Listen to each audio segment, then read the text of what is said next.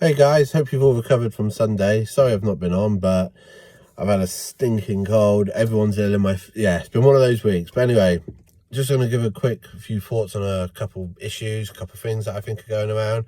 Obviously, Sunday, first half, absolutely atrocious, unacceptable. I think the biggest mistake we made was not starting Oliver Skipp, but...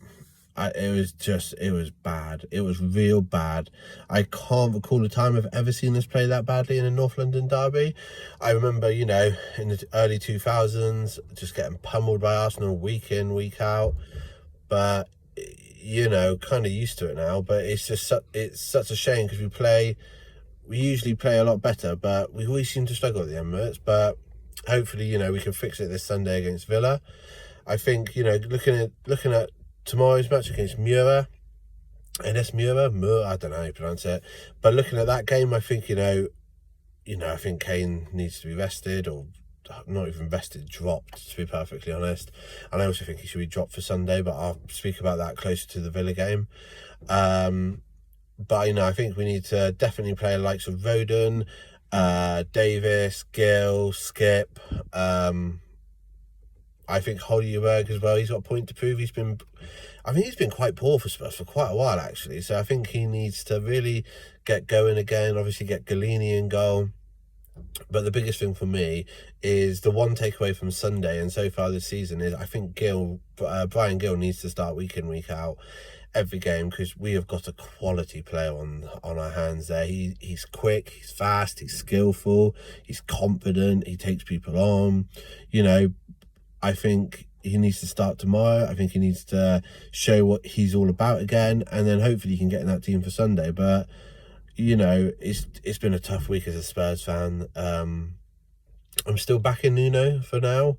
I think it's far too early to sack him, and the big question for me is, if you sack him, who's going to want to take over? There's just no one out there who could possibly take over. And some people say like Conte or people like that. Conte's not going to want to come near us. That's ridiculous. I think our best bet is to stick with Nuno. He's only a 2-year contract. Give him those 2 years, see what he can do. And then if he doesn't do anything, fine. At the end of the 2 years, then let him go. But by that point, it shows that we do have some sticking power. And then maybe we can get another manager in. I think it's going to be a tough couple of years for us, but it's a rebuilding process. We're no longer the Tottenham of the Champions League final.